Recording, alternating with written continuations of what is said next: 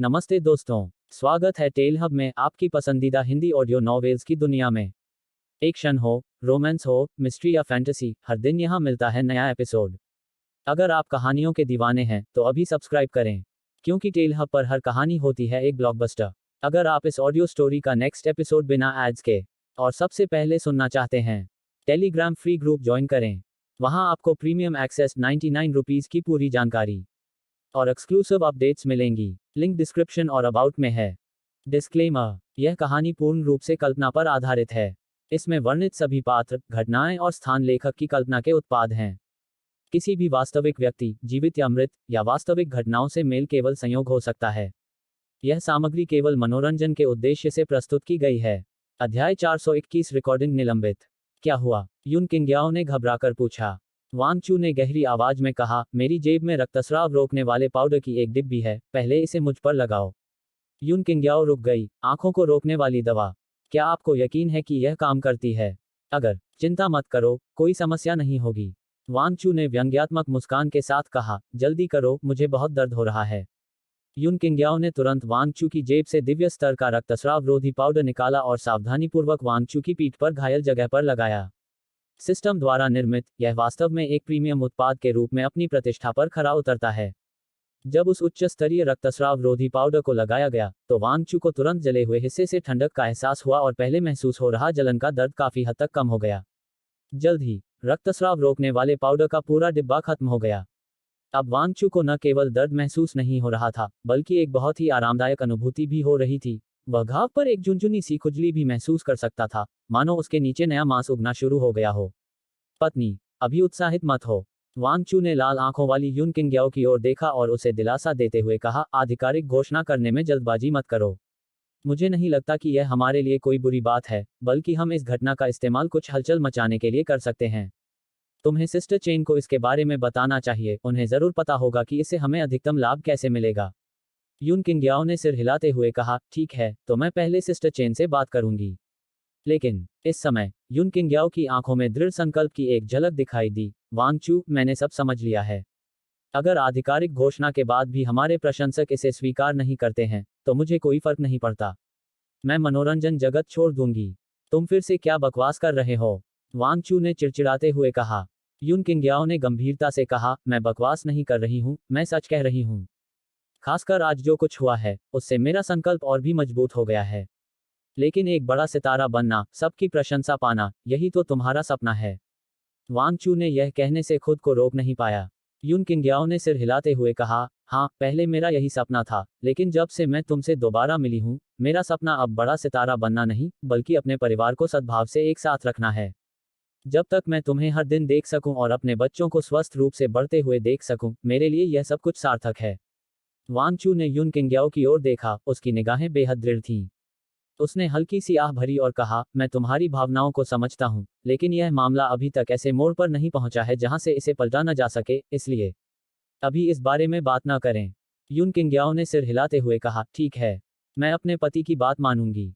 जब वांग चू को अस्पताल ले जाया गया, तो उन्हें तुरंत आपातकालीन कक्ष में भर्ती कराया गया। गाढ़े सल्फ्यूरिक एसिड से भीगना कोई हंसी की बात नहीं थी।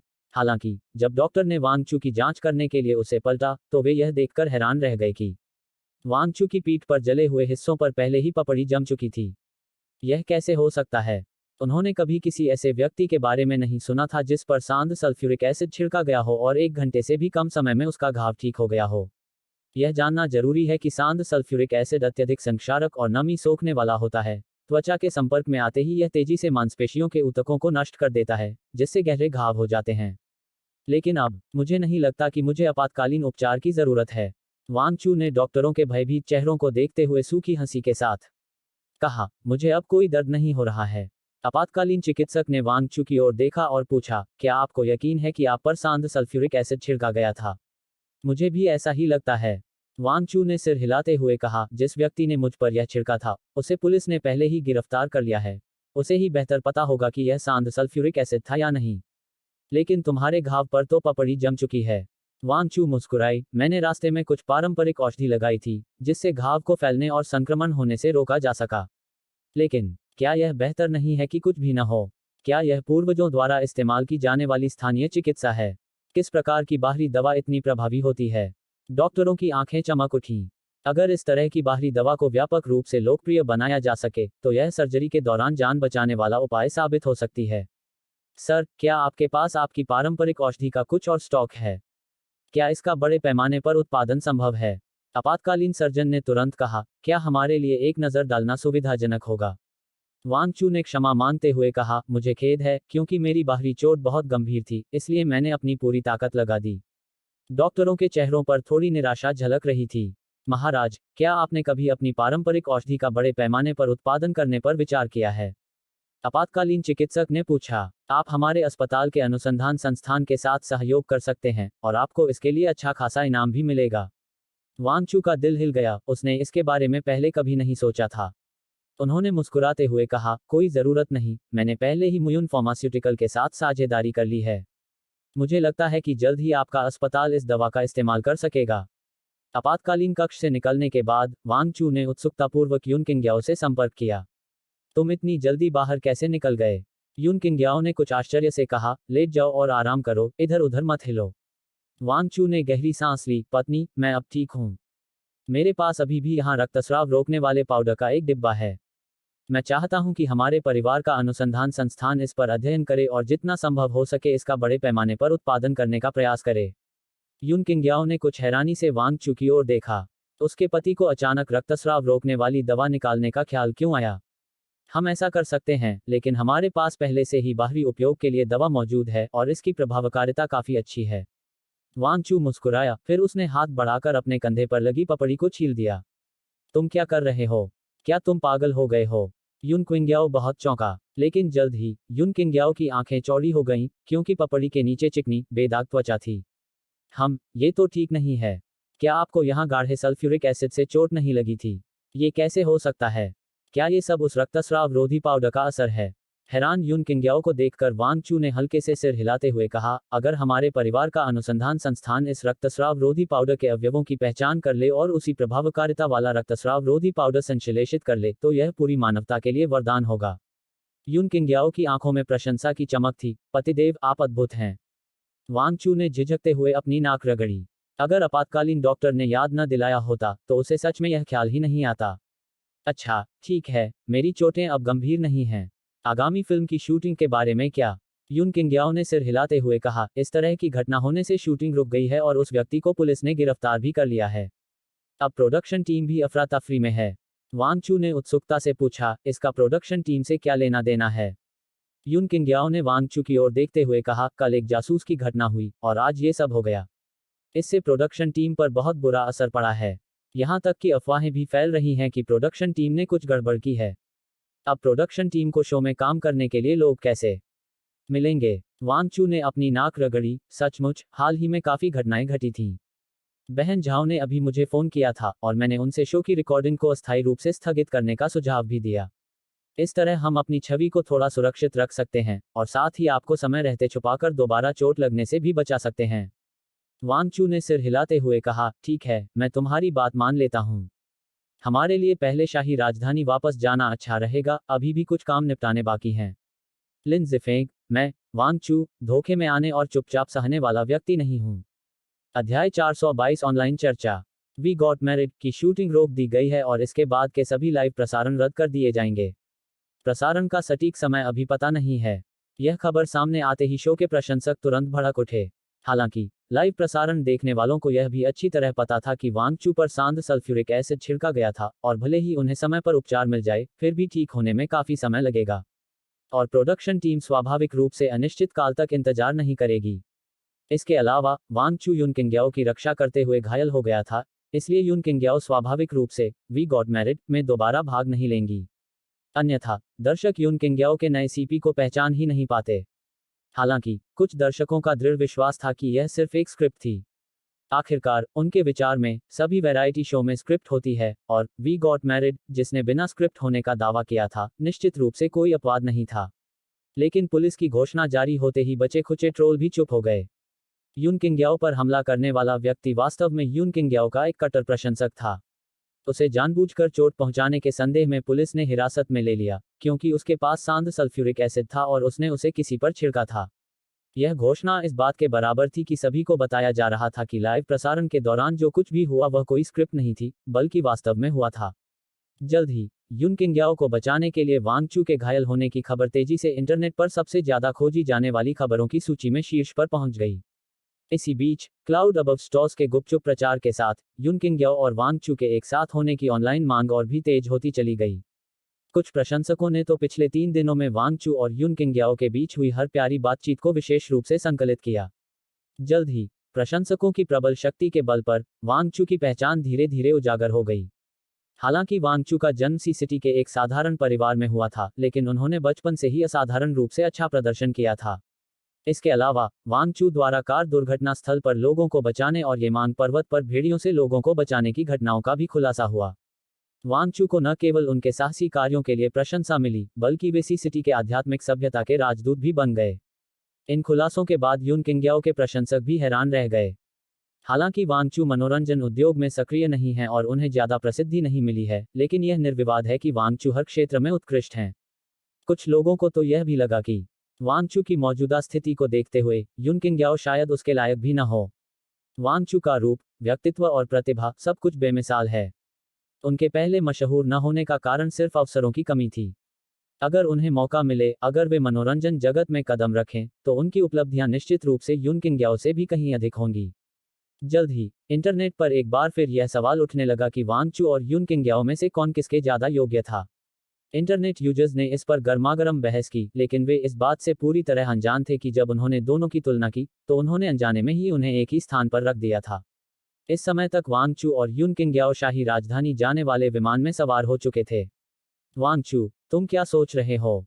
युन किंग्याओ ने वांग चू की ओर देखा, जिसने विमान में चढ़ने के बाद आराम करने के लिए अपनी आंखें बंद कर ली थी। उसकी आंखों में थोड़ी चिंता थी। क्या तुम्हारी चोटें वाकई ठीक हैं? वांग चू ने आंखें खोलीं और मुस्कुराते हुए कहा, मैं बिल्कुल ठीक हूं, आपको चिंता करने की जरूरत नहीं है। भला मैं आपसे इस तरह की बात पर झूठ कैसे बोल सकता हूं? युन किंग्याओ ने राहत की सांस ली। अच्छा हुआ। अभी तुम क्या सोच रही थी? वांग चू ने कहा, मैं बस यही सोच रही थी। इस बार हम अपने रिश्ते की आधिकारिक घोषणा वैरायटी शो के माध्यम से करना चाहते हैं, लेकिन मुझे नहीं पता कि यह कितना सहज रहेगा। अगर हमें 4-5 दिन और मिल जाएं, तो मुझे पूरा विश्वास है कि अगर हम तब घोषणा कर दें तो हम निश्चित रूप से आसानी से एक साथ रह पाएंगे। युन किंग्याओ ने हल्की सी आह भरी। हम कुछ नहीं कर सकते। हमें उम्मीद नहीं थी कि लिन ज़िफेंग हमें धोखा देगा। वह वाकई हद से ज्यादा बुरा है। युन किंग्याओ गुस्से से आग बबूला थी, उसके चेहरे पर आक्रोश के भाव साफ दिख रहे थे। उसे समझ नहीं आ रहा था कि लिन ज़िफेंग उसके लिए एक जिद्दी दाने की तरह क्यों था। क्या वह सच में सोचता था कि युन परिवार को हल्के में लिया जा सकता है?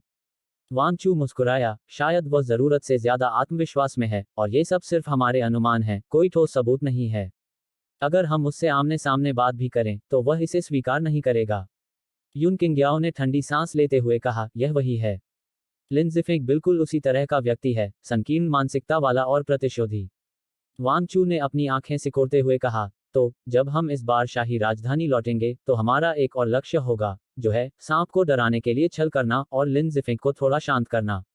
दरअसल वांग चू की दिली इच्छा थी कि वह लिन ज़िफेंग से छुटकारा पा ले, लेकिन लिन परिवार के पास रेड सन ऑटोमोबाइल है, जो एक प्रसिद्ध घरेलू कार ब्रांड और अपेक्षाकृत शक्तिशाली सरकारी ब्रांड है। ऐसे परिवार और उद्यम से निपटना रातों रात होने वाला काम नहीं है। लिन ज़िफेंग से निपटने के लिए एक अच्छी योजना की वाकई जरूरत है। कुछ घंटों बाद वांग चू और युन किंग्याओ इंपीरियल कैपिटल इंटरनेशनल एयरपोर्ट पर पहुंचे। युन परिवार की कार पहले से ही एयरपोर्ट पर उनका इंतजार कर रही थी और उन्हें तुरंत लेने के लिए रवाना हो गई। युन परिवार के हवेली में लौटने के बाद उसकी सास तुरंत आगे बढ़ी और वांग चू का हाथ पकड़कर बोली, वांग चू, मुझे तुम्हारी पीठ पर लगी चोट जल्दी से दिखा दो। किंग्याओ ने कहा था कि तुम ठीक हो, क्या यह सच है? वांग चू अपनी सास की आंखों में दिख रही बेचैनी को देखकर बहुत भावुक हो गया। हाँ माँ, मैं बिल्कुल ठीक हूँ, आपको चिंता करने की कोई जरूरत नहीं है। युन कियानजुन ने पीछे से ठंडी आवाज में कहा, ठीक हो। मैंने देखा कि तुम्हारी पीठ पर गाढ़ा सल्फ्यूरिक एसिड छिड़का गया था। लोहे की पीठ भी होती तो भी तुम उसे सहन नहीं कर पाते। कह रहे हो कि तुम ठीक हो? मजाक है। कुछ देर रुकने के बाद युन कियानजुन ने कहा, मैंने आपके बड़े भाई से अस्पताल में एक वार्ड आरक्षित करवा दिया है। तुरंत जाकर पूरी जांच करवा लीजिए। वांग चू अचंभित रह गया। पिताजी, मैं बिल्कुल ठीक हूँ। अगर आपको विश्वास नहीं है, तो बस एक नज़र डाल लीजिए। यह कहते हुए वांग चू ने अपनी कमीज उठाकर अपनी पीठ दिखाए और कहा, ये निशान है, लेकिन इन पर पपड़ी जम गई है और नीचे नई त्वचा उग आई है। ये 2 दिन से भी कम समय में पूरी तरह ठीक हो जाएंगे। यून कियानजुन ने झुककर देखा तो पाया कि वांग चू ने जैसा कहा था, बात बिल्कुल वैसी ही थी। उसके चेहरे पर सदमे के भाव उभर आए। उसने वीडियो देखा था, वांग चू की पीठ पर काफी मात्रा में सांद सल्फ्यूरिक एसिड गिरा था। तर्कसंगत रूप से, इतनी जल्दी घाव कैसे भर सकता है? तुमने यह कैसे किया? यून कियानजुन ने पूछे बिना नहीं रह सकी। वांग चू मुस्कुराया, फिर अपनी जेब से भगवान स्तरीय रक्तस्राव रोधक पाउडर का एक डिब्बा निकाला। यह सब इस रक्तस्राव रोधक पाउडर के प्रभाव के कारण ही संभव हुआ है। यून कियानजुन के चेहरे पर अविश्वास का भाव झलक रहा था, लेकिन उसे विश्वास था कि वांग चू और यून किंग्याओ उससे झूठ नहीं बोलेंगे, लेकिन यह दृश्य उसकी समझ से परे था। क्या सच में इस रक्तस्राव रोधी पाउडर के डिब्बे ने गाढ़े सल्फ्यूरिक एसिड से जली त्वचा को ठीक कर दिया? यह तो सचमुच एक चमत्कार था। पिताजी, इस बार मेरे वापस आने का उद्देश्य यह भी है कि हमारा अनुसंधान संस्थान इस रक्तस्राव रोधी पाउडर का अध्ययन करे, ताकि हम इसकी प्रभावकारिता का विश्लेषण कर सकें और इसी तरह के उत्पाद बना सकें। इस तरह म्यून ग्रुप की बाहरी दवा से जनता को व्यापक लाभ मिल सकेगा। यून कियानजुन को थोड़ी जिज्ञासा हुई, तुम्हें दवाइयों का यह डिब्बा कहाँ से मिला? अगर आप इस ऑडियो स्टोरी का नेक्स्ट एपिसोड बिना एड्स के और सबसे पहले सुनना चाहते हैं, टेलीग्राम फ्री ग्रुप ज्वाइन करें। वहां आपको प्रीमियम एक्सेस 99 रुपीज की पूरी जानकारी और एक्सक्लूसिव अपडेट्स मिलेंगी। लिंक डिस्क्रिप्शन और अबाउट में है। अध्याय 423 लिन ज़िफेंग के विरुद्ध षड्यंत्र रचना। यह मुझे विदेश में रहते हुए एक प्राचीन जनजाति से मिला था, लेकिन इसका उत्पादन बहुत कम है। वांग चू ने मनगढ़ंत कहानी बनाते हुए कहा। इसलिए मैं सोच रहा था कि क्या हमारा अनुसंधान संस्थान इस दवा की संरचना का विश्लेषण कर सकता है ताकि हम इसका बड़े पैमाने पर उत्पादन कर सकें। यून कियानजुन ने सिर हिलाते हुए कहा, अच्छा, चूंकि हमारे पास नमूना है, मुझे लगता है कि यह समस्या ज्यादा बड़ी नहीं होनी चाहिए। अगर वाकई इसमें आपके बताए अनुसार इतने शक्तिशाली औषधीय गुण हैं, तो इसका पूरे समाज पर बेहद महत्वपूर्ण प्रभाव पड़ेगा। यह जानकर बहुत खुशी हुई कि वांग चू ठीक है। उसकी सास के चेहरे पर मुस्कान खिल उठी। चलो, खाना खाने चलते हैं। मैंने खास तुम्हारे लिए फुरोंग रो बनाया है। आओ, मेरे हाथ का बना खाना चखो। इसके साथ ही, उसकी सास वांग चू और यून किंग्याओ को घर के अंदर खींच ले गई। यून किंग्याओ ने जीभ बाहर निकालते हुए कहा, फुरोंग रो मेरी माँ की खास रेसिपी है। उन्होंने इस व्यंजन से मेरे पिताजी का दिल जीत लिया था। आपको बहुत मजा आने वाला है। वांग चू के चेहरे पर हल्की सी मुस्कान आई, तो मुझे इसका ठीक से आनंद लेना होगा। दोपहर के भोजन के बाद वांग चू ने उच्च कोटि का रक्तस्राव रोधी पाउडर यून कियानजुन को सौंप दिया, जो तुरंत अनुसंधान संस्थान की ओर दौड़ पड़ा। इस बीच वांग चू और यू क्विंग्याओ बिग ब्रदर यू पेंगपेंग को खोजने गए। जब उन्होंने यून पेंगपेंग के दफ्तर का दरवाजा खटखटाया, तो उन्होंने पाया कि वह अपनी होने वाली भाभी लिन फीफी के साथ खाना खा रहे थे। पेंगपेंग, मैंने खाना खा लिया है। मैं अब काम पर वापस जा रहा हूँ।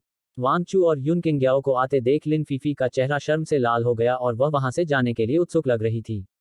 यून पेंगपेंग के साथ उसका रिश्ता अब स्पष्ट होने लगा था, इसलिए वह और भी ज्यादा शर्मीली हो गई थी।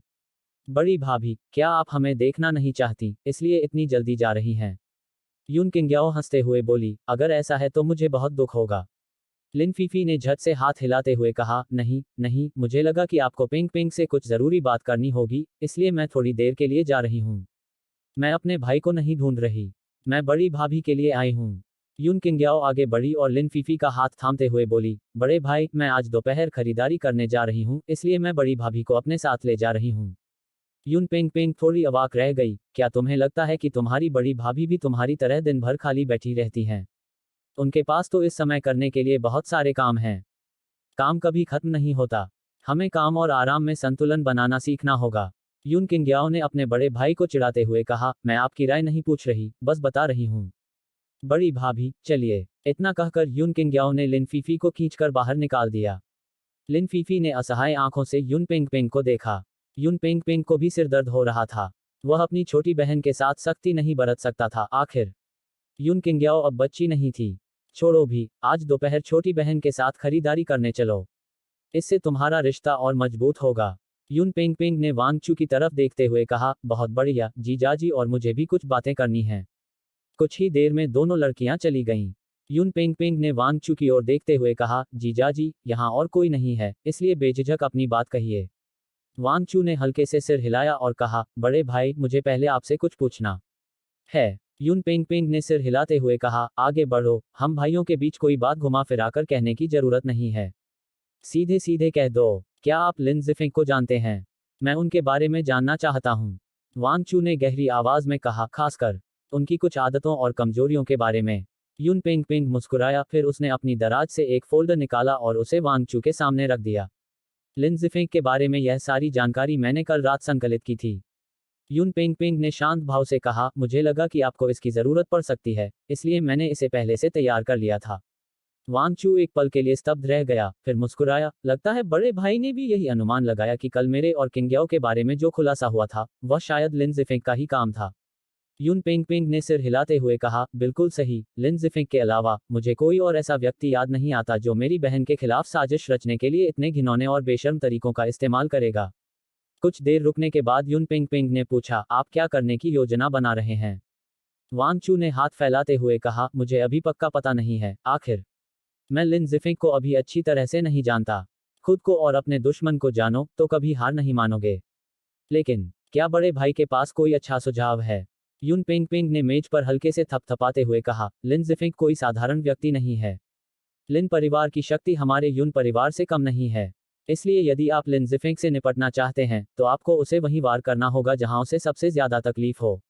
सांप को मारने के लिए उसके 7 इंच पर वार करना पड़ता है। इसलिए आपको पहले उसकी घातक कमजोरी का पता लगाना होगा और फिर उसे एक ही वार में मार डालना होगा। लिन जिफेंग की सबसे बड़ी कमजोरी वासना है, लेकिन उनके जैसे रुतबे वाले व्यक्ति के लिए इसे कमजोरी नहीं माना जा सकता। हालांकि मेरी जांच के अनुसार लिन जिफेंग में बाल यौन शोषण की प्रवृत्ति है। वांग चू ने भौहें चढ़ाते हुए कहा, क्या बाल यौन शोषण? बेशक, ये तो बस मेरे कुछ अनुमान और निष्कर्ष हैं और इसका कोई ठोस सबूत नहीं है। यून पिंग पिंग ने कहा, बेशक, अगर आप लिन जिफेंग से निपटना चाहते हैं तो पहले आप उसे बेहतर तरीके से जान लें और फिर कार्रवाई करें। वांग चू ने सामान उठाया और हल्की सी मुस्कान के साथ कहा, ठीक है, धन्यवाद बड़े भाई। डॉट डॉट डॉट हा हा हा, ये तो वाकई रोमांचक है। वांग चू पर सचमुच सांद सल्फ्यूरिक एसिड गिर गया। ये तो वाकई बहुत अच्छा है। वांग चू के चेहरे के विकृत हो जाने की खबर और वीडियो देखने के बाद लिन जिफेंग खुशी से पागल हो गया। वांग चू के सामने वह हमेशा ही कमजोर स्थिति में रहता था, लेकिन उसने कभी सोचा भी नहीं था कि इस बार एक अनजाने कृत्य का इतना चौंकाने वाला परिणाम निकलेगा। दरअसल यून किंग्याओ के एक कट्टर प्रशंसक ने कल के खुलासे के कारण एक पागलपन भरा काम कर दिया था। यह तो सचमुच बहुत ही आनंददायक था। अब वांग चू शायद अस्पताल के बिस्तर पर दर्द से तड़प रही होगी। अगर तुमने मेरे खिलाफ आवाज उठाई तो मैं तुम्हारी जिंदगी मौत से भी बदतर बना दूंगा। लिन जिफेंग ने ठंडी सांस लेते हुए कहा। अब वह बहुत खुश था। तभी उसका फोन बज उठा। युवा मास्टर लिन, आज हमारे क्लब में सामान का एक नया बैच आया है और शायद आपको एक पसंद आए। क्या आप आज रात आना चाहेंगे? फोन पर आवाज सुनकर लिन जिफेंग के दिल में हलचल मच गई। क्या हाल ही में कार्रवाई काफी सख्त नहीं हुई है? आपको ये सामान कहाँ से मिला? लिन जिफेंग ने भौहें चढ़ाते हुए पूछा। दूसरी तरफ से आदमी हंसते हुए बोला, जब ऊपर से कोई नीति आती है तो नीचे से उसका जवाब भी आ जाता है। वैसे भी यंग मास्टर लिन, आप हमारी क्षमताओं को जानते हैं और इस बार एक ऐसी चीज है जो आपको खास तौर पर पसंद आएगी। अभी तो 14 साल भी नहीं हुए हैं। लिन जिफेंग की आंखें चमक उठी। सच में? तुम मुझसे झूठ तो नहीं बोल रहे हो? देखिए साहब, मैं आप जैसे व्यक्ति से झूठ बोलने की हिम्मत नहीं कर सकती। इस छोटी बच्ची के परिवार में एक जुआरी पिता और एक बीमार माँ है। उसके पास इस रास्ते पर चलने के अलावा कोई और विकल्प नहीं था और उसे क्लब की एक लड़की ने इस रास्ते से परिचित कराया है, इसलिए उसकी सुरक्षा और विश्वसनीयता की गारंटी है। लिन जिफेंग ने घबरा कर कहा, अच्छा, मेरे लिए इंतजाम कर दो। मैं आज रात ही आ जाऊंगा। फोन रखने के बाद लिन जिफेंग आराम से सोफे पर लेट गई। दूसरी ओर लिन जिफेंग को बुलाने वाले व्यक्ति ने अपने सामने बैठे वांग चू को कुछ भय के साथ देखा और कहा, महोदय, मैंने आपकी इच्छानुसार सब कुछ कर दिया है। क्या आप मुझे जाने देंगे? अध्याय 424 जाल। वांग चू, जिसने मानव त्वचा का मुखौटा पहन रखा था, ने क्लब मैनेजर को तिरस्कारपूर्ण मुस्कान के साथ देखा। यून पिंग पिंग द्वारा दी गई जानकारी से वांग चू को एक क्लब मैनेजर का पता चला जिसका लिन जिफेंग से घनिष्ठ संबंध था। अगर बिग बॉस की बात सच थी तो लिन जिफेंग खुद शिकार की तलाश में नहीं जाएगा, वह ऐसा केवल इसी गुप्त क्लब के माध्यम से कर सकता था। लिन जिफेंग से निपटना ज्यादा मुश्किल था, लेकिन इस क्लब मैनेजर की जांच करना कहीं ज्यादा आसान था। हालांकि इस क्लब मैनेजर का भी एक निश्चित रुतबा और पद था, फिर भी वांग चू ने उसकी कुछ अवैध गतिविधियों का पर्दाफाश किया। बाकी सब आसान था। वांग चू, मानव चमड़ी का मुखौटा पहने हुए, सीधे क्लब मैनेजर के पास गया, उसे पल भर में वश में कर लिया और फिर सम्मोहन का उपयोग करके अपने मनचाहे जवाब हासिल कर लिए। इस लिन जिफेंग में वाकई बुरी आदतें थीं। हालांकि वह हमेशा अपने कार्यों में बहुत सतर्क रहता था और जिस क्लब में वह अक्सर जाता था वह भी बहुत उच्च स्तरीय और गोपनीय था, जहां मेहमानों की जानकारी लीक होना बिल्कुल असंभव था। यही कारण था कि उसके खिलाफ कभी कोई ठोस सबूत नहीं मिला था। यह खबर जानने के बाद वांग चू ने तुरंत उसे जाल में फंसाने की योजना बनाई। चूंकि लिन जिफेंग को इस तरह की सनक थी, इसलिए वांग चू ने फैसला किया कि वह पूरे देश को इस धनी दूसरी पीढ़ी के बारे में बता दे। वांग चू की योजना सुनकर क्लब मैनेजर का चेहरा पीला पड़ गया। नहीं, अगर मैंने ऐसा किया तो मैं निश्चित रूप से मर जाऊंगा। लेकिन अगर तुमने ऐसा नहीं किया तो तुम्हारी मौत निश्चित है। वांग चू ने शांत भाव से कहा, तुम्हारे आपराधिक रिकॉर्ड तुम्हें आजीवन कारावास की सजा देने के लिए काफी हैं। और अगर तुमने मेरे साथ सहयोग नहीं किया तो मैं तुमसे निपटने के लिए और भी क्रूर तरीके अपनाऊंगा। क्लब मैनेजर की हालत बहुत खराब थी। आखिर ये आदमी कौन था और लिन जिफेंग के प्रति उसके मन में इतनी गहरी दुश्मनी क्यों थी? बेशक, अगर आप लिन जिफेंग को स्थापित करने में मेरी मदद करते हैं, तो मैं देश में आपकी सुरक्षा की गारंटी दे सकता हूं। वांग चू ने शांत भाव से कहा, अगर आप देश में नहीं रहना चाहते, तो मैं आपके लिए विदेश जाने का इंतजाम भी कर सकता हूं। आपको एक नई पहचान दिलवा सकता हूं, और जब सब कुछ शांत हो जाएगा, तो आप देश लौट सकते हैं। तब आपको कौन याद रखेगा? क्लब मैनेजर ने घबरा कर पूछा, क्या आप सच कह रहे हैं? क्या मुझे तुमसे झूठ बोलने की जरूरत है? वांग चू ने शांत भाव से कहा, चुनाव तुम्हारे हाथ में है। अगर तुम मुझे मना करते हो, तो मैं तुम्हारे द्वारा किए गए हर काम की जानकारी तुरंत पुलिस को दे दूंगा। तुम्हें इसके परिणाम पता हैं। क्लब मैनेजर का चेहरा पीला पड़ गया था। अगर पुलिस को क्लब के लिए किए गए उसके कामों के बारे में पता चल गया, तो न केवल वह खुद मुसीबत में पड़ जाएगा, बल्कि क्लब भी मुसीबत में पड़ जाएगा। उस समय क्लब के पीछे बैठे बड़े बॉस द्वारा उसे जाने देने की संभावना और भी कम होती। काफी सोच विचार के बाद क्लब मैनेजर ने दांत पीसते हुए कहा, ठीक है, मैं सहयोग करूंगा, लेकिन आपको अपना वादा निभाना होगा। वांग चू मुस्कुराया, चिंता मत करो, मेरा लक्ष्य सिर्फ लिन जिफेंग है। मुझे तुम में कोई दिलचस्पी नहीं है। रात हो गई और लिन जिफेंग उत्साह से जियांगनान क्लब की ओर चल पड़ा। जैसे ही वह अंदर दाखिल हुआ, क्लब मैनेजर ने स्वाभाविक और गर्मजोशी भरी मुस्कान के साथ उसका स्वागत किया। युवा मास्टर लिन, आप आखिरकार आ ही गए। लिन जिफेंग ने खांसी भरी आवाज में कहा, क्या आपकी बात सच है? क्या सचमुच ऐसा है? क्लब मैनेजर ने फुसफुसाते हुए कहा, बेशक, मैं तुमसे झूठ बोलने की हिम्मत कैसे कर सकता हूं। वह कमरा नंबर 83 में है। लिन जिफेंग ने हल्की सी मुस्कान बिखेरी और फिर सीधे तियानजी नंबर 1 के कमरे में चली गई। जब उसने दरवाजा खोला, तो स्कूल यूनिफॉर्म पहने एक दयनीय लड़की ने डरते हुए लिन जिफेंग को देखा। उसके हाथ बार बार अपने कपड़ों के कोने को पकड़े हुए थे और उसकी आंखों में बेचैनी झलक रही थी। लिन जिफेंग की आंखें चमक उठी। वह वाकई काफी पवित्र थी। और उस स्कूल यूनिफॉर्म ने लिन जिफेंग की भावनाओं को और भी भड़का दिया। हालांकि लिन जिफेंग को कोई जल्दी नहीं थी। वह खुद को बहुत ही सजग व्यक्ति मानते थे। अच्छी चीजों का आनंद धीरे धीरे लेना चाहिए। क्या आप ही वो व्यक्ति हैं जो मेरी मदद कर सकते हैं? अप्रत्याशित रूप से उस छोटी बच्ची ने ही सबसे पहले बोलना शुरू किया। लिन जिफेंग ने हल्की सी मुस्कान के साथ कहा, हाँ, मैंने सुना है कि इस समय आपके पास पैसों की बहुत कमी है। मैं आपकी मदद कर सकता हूँ। वास्तव में छोटी बच्ची के चेहरे पर खुशी झलक रही थी। धन्यवाद, बड़े भाई। अगर आप मेरी मदद कर सकते हैं, मुझे 1 लाख युआन दे दीजिए, मैं भविष्य में आपको जरूर चुका दूंगी। 1 लाख युआन कोई छोटी रकम नहीं है। लिन जिफेंग हंसते हुए बोला, क्या आपको यकीन है कि आप भविष्य में मुझे यह रकम चुका पाएंगे? छोटी बच्ची के चेहरे पर उदासी की झलक दिखी। मेरी माँ बीमार हैं और उन्हें अस्पताल में भर्ती कराना पड़ेगा। सर्जरी का खर्च 1 लाख युआन है, लेकिन मेरे पास अभी पैसे नहीं हैं, इसलिए। लिन जिफेंग ने आंखें सिकोड़ते हुए कहा, क्या सच में? मुझे उम्मीद नहीं थी कि तुम इतनी आज्ञाकारी लड़की हो। मैं तुम्हें 1 लाख युआन दे सकता हूँ और मुझे बाद में तुम्हें चुकाने की जरूरत नहीं है। मुझे बस एक रात तुम्हारे साथ बितानी है, कैसा रहेगा? क्या? लड़की चौंक गई। तुम्हारे साथ एक रात बिताने का मतलब है? लिन जिफेंग ने मजाकिया अंदाज में कहा, क्या हुआ? क्या मैंने जो कहा वह स्पष्ट नहीं था? क्या मुझे और सीधे तौर पर बोलने की जरूरत है? यह ठीक नहीं है। लड़की एक कदम पीछे हटकर बोली, और उस बड़ी बहन ने यह नहीं कहा कि मुझे तुम्हारे साथ सोना है। मैं पैसे उधार नहीं लूंगी। उधार नहीं ले रहे हो? तो क्या तुम अपनी माँ को मरते हुए देख सकते हो? लिन जिफेंग ने गहरी आवाज में कहा, वैसे भी मैंने तुम्हारे जैसी कितनी लड़कियों के साथ संबंध बनाए हैं। इसमें खास क्या है? लड़की स्तब्ध रह गई। आप एक महिला की इच्छा का उल्लंघन कर रहे हैं। यह एक अपराध है। अपराध? हा हा हा, कानून गरीबों को दंडित करने के लिए है, मेरे लिए नहीं।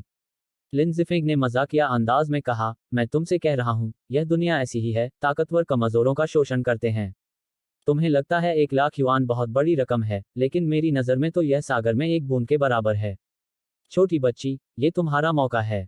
अगर तुम मेरी अच्छी तरह सेवा करोगी, तो 1 लाख तो दूर की बात, 10 लाख भी कोई बड़ी बात नहीं।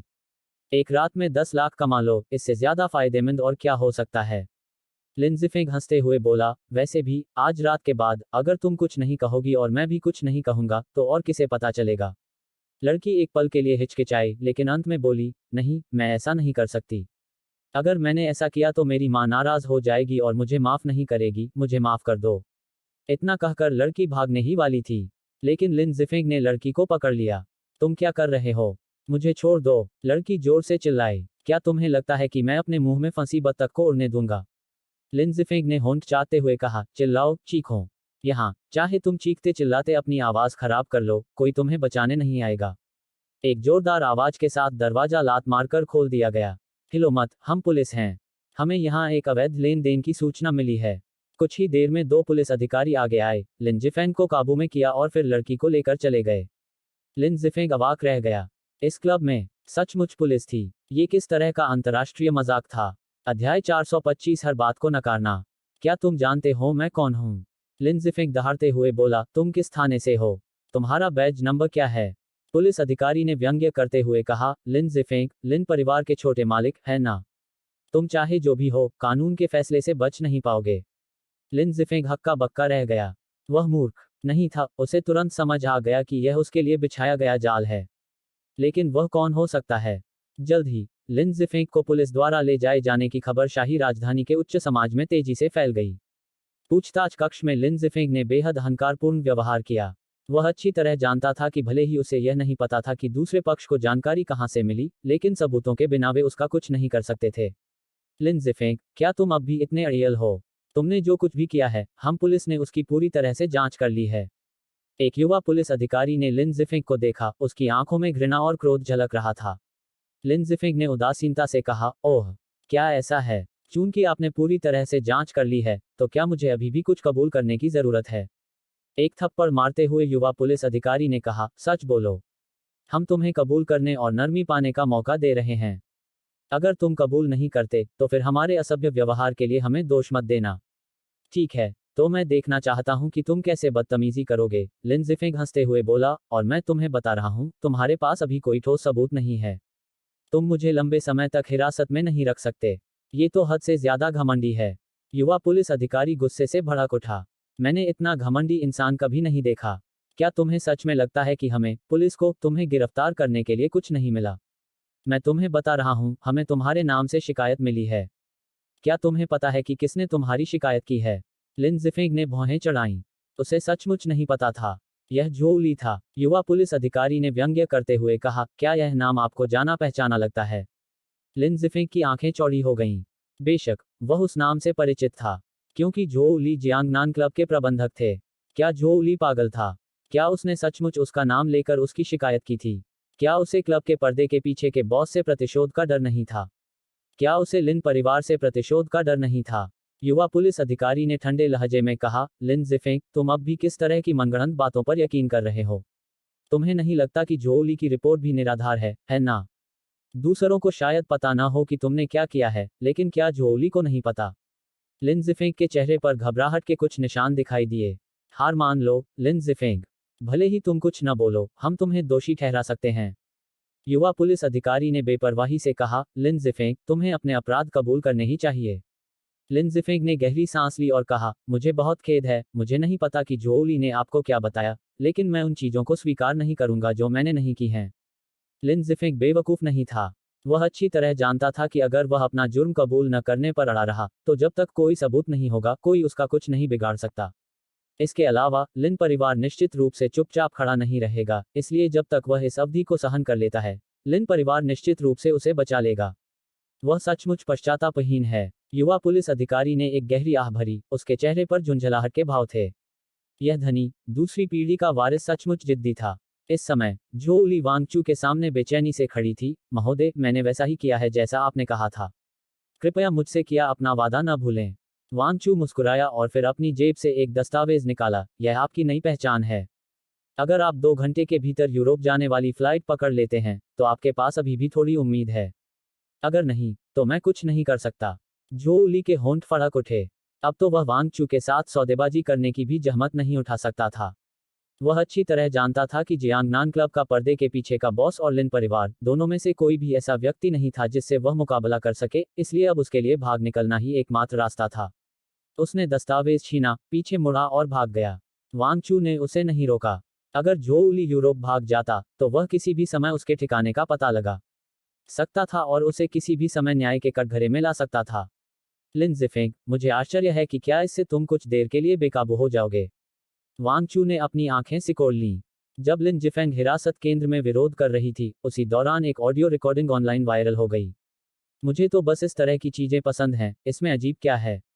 अपराध, हा हा हा, कानून गरीबों को दंडित करने के लिए है, मेरे लिए नहीं। जो चाहो चीखो, यहाँ तुम्हें कोई नहीं बचाएगा, चाहे तुम चीखते चिल्लाते अपना गला फाड़ लो।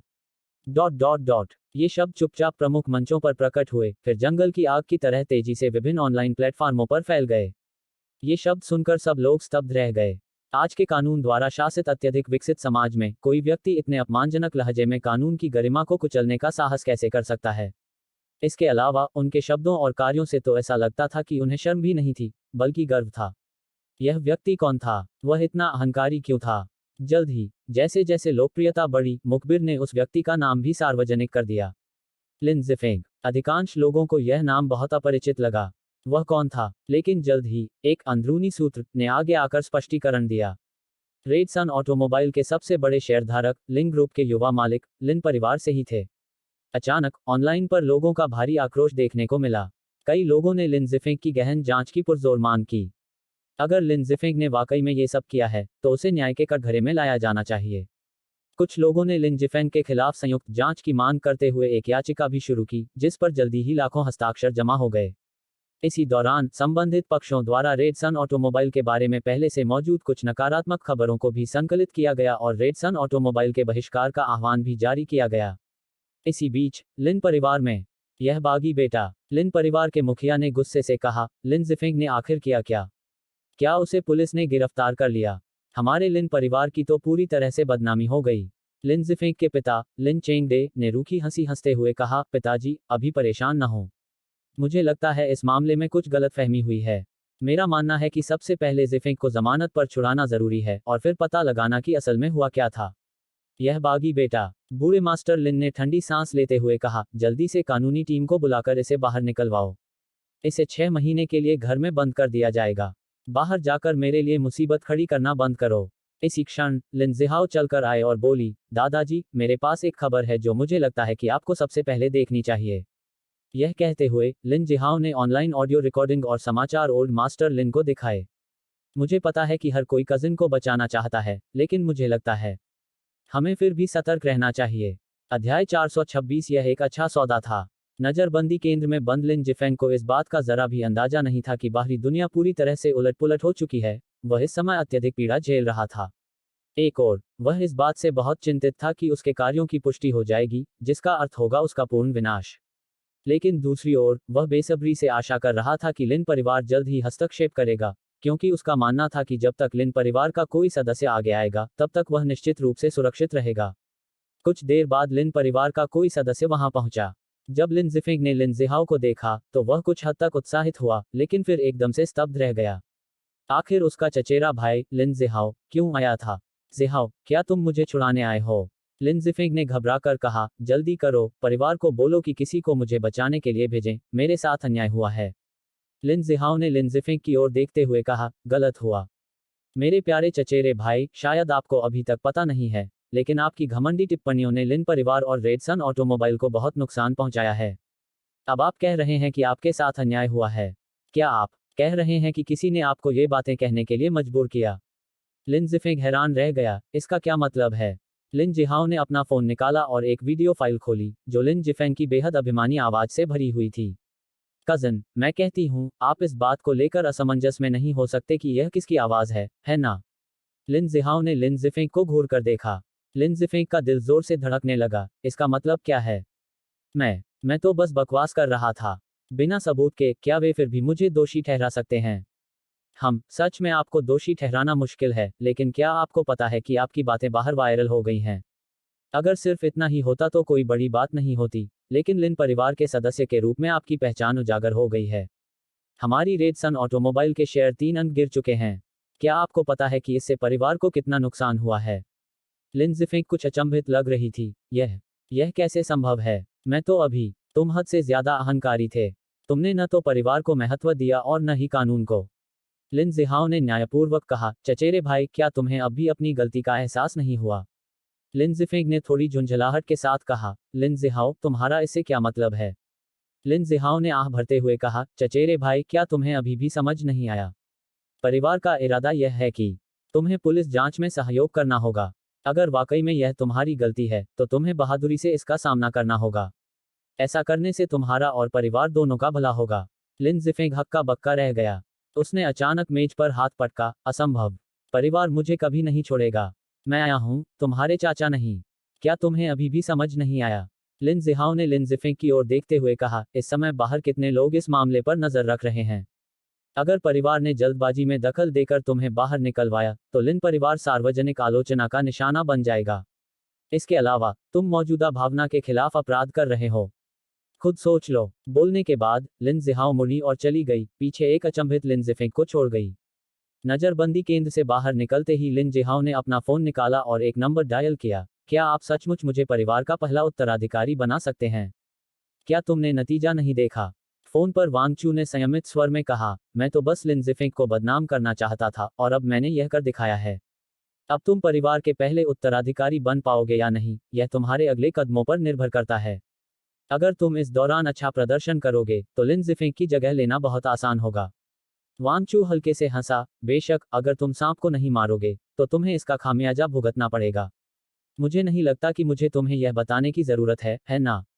मैं समझ गई। लिन जिहाओ ने गहरी सांस ली। तुम आखिर हो कौन? वांगचू मुस्कुराया। जब से वांगचू ने लिन जिफेंग को निशाना बनाकर यह जाल बिछाया था, तब से उसने तुरंत ही गुप्त रूप से लिन जिहाओ से संपर्क किया था। लिन जिहाओ, लिन परिवार के दूसरे सबसे बड़े मुखिया का बेटा था। योग्यता के मामले में वह लिन जिफेंग से कम नहीं था, लेकिन दुर्भाग्य से वह सबसे बड़े भाई का सबसे बड़ा बेटा नहीं था। इसलिए चाहे कुछ भी हो जाए, जब तक लिन जिफेंग को कोई बड़ी समस्या न हो, वह पहला उत्तराधिकारी नहीं बन सकता था। इसलिए जब वांगचू ने कहा कि वह लिन जिहाओ को परिवार का पहला उत्तराधिकारी बनने में मदद कर सकता है, तो लिन जिहाओ बहुत उत्साहित था, लेकिन फिर भी उसे कुछ संदेह था। हालांकि, बाद की घटनाओं ने लिन जिहाओ को स्तब्ध कर दिया। लिन जिफेंग को क्लब में दुर्व्यवहार करने के आरोप में पुलिस ने गिरफ्तार कर लिया था, और उनकी अहंकारी टिप्पणियां ऑनलाइन व्यापक रूप से प्रसारित हुईं। इससे लिन जिहाओ में उत्साह का विस्फोट हुआ। उसे पता था कि उसे फोन करने वाला रहस्यमय व्यक्ति सच कह रहा था। क्या उसने सचमुच ऐसा किया था? लिन जिहाओ के बाहर आने के बाद, उसने तुरंत वांगचू को फोन किया और साथ ही, वह वांगचू की पहचान के बारे में भी पता लगाना चाहता था। लिन जिहाओ के इस सवाल को सुनकर वांगचू ने बेपरवाही से कहा, मैं कौन हूं, यह मायने नहीं रखता। मायने यह रखता है कि अब हमारा एक साझा लक्ष्य है, जो यह सुनिश्चित करना है कि लिन जिफेंग कभी उबर न सके, है ना? लिन जिहाओ ने आंखें सिकोड़ते हुए पूछा, और उसके बाद आपका लक्ष्य क्या है? मेरा कोई और लक्ष्य नहीं है। एक बार लिन जिफेंग ठीक नहीं हो पाएगा, तो मैं फिर कभी प्रकट नहीं होऊंगा। वांगचू ने शांत भाव से कहा, अगर आप वाकई इस पर जोर देना चाहते हैं, तो इसे अन्याय देखकर मेरी आवाज उठाना समझिए। क्यूशू का कोई भी विवेकशील व्यक्ति लिन जिफेंग के व्यवहार पर चुपचाप खड़ा नहीं रहेगा। वांगचू ने मुस्कुराते हुए कहा, आप मुझे लाल स्कार्फ कह सकते हैं। लिन जिहाओ के होंठ फड़कने लगे। ये लाल स्कार्फ आखिर होता क्या है? हालांकि, फोन रखने के बाद, लिन जिहाओ की आंखों में थोड़ी सी निर्ममता झलक उठी। चचेरे भाई, लिन परिवार की खातिर हमारे पास आपको कुर्बान करने के अलावा कोई चारा नहीं है। हमें दोष मत दीजिए, दोष दीजिए आपके अपने दुराचार का। जल्द ही, लिन ग्रुप ने एक आधिकारिक घोषणा जारी की। हालांकि लिन जिफेंग लिन ग्रुप का सदस्य है, लेकिन लिन ग्रुप कानून की गरिमा का पूर्ण सम्मान करता है। कभी भी कानून का उल्लंघन करने वाला कोई काम नहीं करेगा। पुलिस जांच में पूरा सहयोग करेगा और जांच के नतीजे जल्द से जल्द घोषित करेगा। किसी भी अपराधी को पनाह नहीं देगा। इस घोषणा के जारी होने के बाद, उसने आखिरकार जनता को स्पष्टीकरण दिया। हालांकि, इस मामले से उपजे व्यापक जनमत ने अधिकारियों का ध्यान भी आकर्षित किया। अगले चरण में, यदि लिन परिवार कुछ कीमत चुकाने को तैयार है, तो लिन जिफेंग शायद बिना किसी सजा के बच जाए, लेकिन उसे दोबारा कोई परेशानी खड़ी करने की अनुमति बिल्कुल नहीं दी जाएगी। वांगचू ने यह सब ठंडी निगाहों से देखने के बाद, उसके चेहरे पर थोड़ी सी निराशा झलकती हुई दिखाई दी।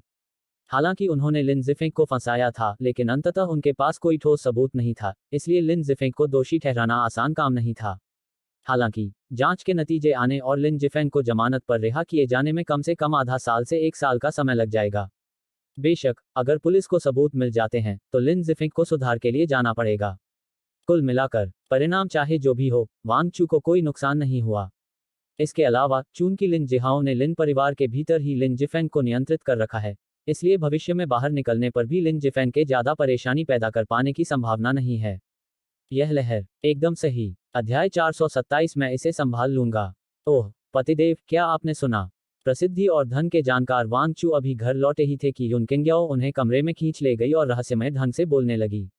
वांग चू थोड़ा उत्सुक था। क्या सुना? लिन जिफेंग, मैंने सुना है कि उसने एक क्लब में 14 साल से कम उम्र की लड़की के साथ जबरदस्ती करने की कोशिश की और पुलिस ने उसे मौके पर ही पकड़ लिया। युन किंग्याओ के चेहरे पर आक्रोश झलक रहा था। मुझे पहले कैसे पता नहीं चला कि लिन जिफेंग इतना घिनौना आदमी है। वांग चू मुस्कुराया। तो बात इसी विषय पर थी। सच में शायद सभी अमीर लोगों में कुछ न कुछ अजीब आदतें होती ही हैं। वांग चू ने हाथ फैलाते हुए कहा, इसे ही कहते हैं नदी किनारे बार बार घूमने से कोई भीगने से कैसे बच सकता है। लिन जिफेंग का यह हाल उसी की करतूत है। युन किंग्याओ ने सिर हिलाते हुए कहा, बिल्कुल। मैं अभी उससे बदला लेने के बारे में सोच ही रही थी कि तभी ये सब हो गया। ये तो सचमुच बुराई को उसके कर्मों का फल मिलना ही है। वांग चू मुस्कुराए और उसने युन किंग्याओ को सब कुछ नहीं बताया। आखिरकार कुछ अंधेरी चीजें अकेले ही करना बेहतर होता है। हमेशा हंसमुख और खुश रहने वाली युन किंग्याओ को इस दुनिया के अंधेरे पक्ष का गवाह क्यों बनने दिया जाए। पतिदेव, कल हमारे शो की रेटिंग में जबरदस्त उछाल आया, 10% से भी ज्यादा। युन किंग्याओ ने कुछ अफसोस जताते हुए कहा, यह बहुत दुख की बात है कि हम शूटिंग जारी नहीं रख सकते, वरना हम दोनों क्यूशू के वैरायटी शो उद्योग में एक मिसाल कायम कर देते। वांग चू हंसते हुए बोली, प्राचीन काल से ही सुंदरियों को प्रसिद्ध सेनापतियों की तरह माना जाता रहा है। नश्वर संसार में उनके बाल सफेद होना मना है। क्या अभी शूटिंग रोककर हम दर्शकों के मन में एक अटूट मिथक नहीं बना रहे हैं? अगर अगले सीजन में रेटिंग गिर गई तो क्या होगा? बेहतर है कि समय रहते ही पीछे हट जाएं। युन किंग्याओ ने कुछ देर सोचा और बोली, यह सच है। दरअसल इस तरह सोचने पर तो और भी अच्छा लगता है। ओह हाँ, हमारे साथ होने के खिलाफ ऑनलाइन विरोध काफी कम हो गया है, और कई लोग तो यह भी उम्मीद करते हैं कि हम सचमुच साथ हो सकें। इस पर युन किंग्याओ उत्साहित हो गई। क्यों न हम इस अवसर का लाभ उठाकर अपने रिश्ते को आधिकारिक रूप दे दें। वांग चू ने अपनी ठुड्डी सहलाते हुए कहा, क्या आपको लगता है कि अभी अच्छा अवसर है? युन किंग्याओ ने गंभीरता से सिर हिलाया, मुझे ऐसा ही लगता है। अब समय, स्थान और लोग सब अनुकूल हैं। अगर हम इसे आधिकारिक रूप से घोषित कर दें तो कोई भी आपत्ति नहीं करेगा। वांग चू ने थोड़ी देर सोचा और फिर कहा, ठीक है, चलिए सिस्टर चेन से इस बारे में बात करते हैं और देखते हैं कि हम यह घोषणा कैसे कर सकते हैं। युन किंग्याओ ने खुशी से कहा, ठीक है, मैं अब सिस्टर चेन को फोन करती हूँ। इतना कहकर युन किंग्याओ खुशी खुशी भाग गई। वांग चू के चेहरे पर स्नेह भरी मुस्कान थी। हालांकि युन किंग्याओ सही थी, अब इसे आधिकारिक रूप देने का सही समय था। अगर इस दौर की हलचल शांत हो गई तो विरोध की आवाजें फिर से उठ सकती हैं। आखिरकार इंटरनेट की कोई स्मृति नहीं होती और प्रशंसक भूलने में माहिर होते हैं। अगर इस अवसर का लाभ नहीं उठाया गया तो भविष्य में ऐसा ही अवसर मिलना मुश्किल होगा। लेकिन चूंकि यह मामला युन किंग्याओ पर छोड़ दिया गया था, इसलिए वांग चू ने इसके बारे में और सोचने की जहमत नहीं उठाई। उसने एक पल सोचा, फिर अपनी सास के घर चला गया। वांग चू, क्या तुमने कल रात अच्छी नींद ली? वांग चू की सास ने उसे देखा और उसके चेहरे पर मुस्कान आ गई।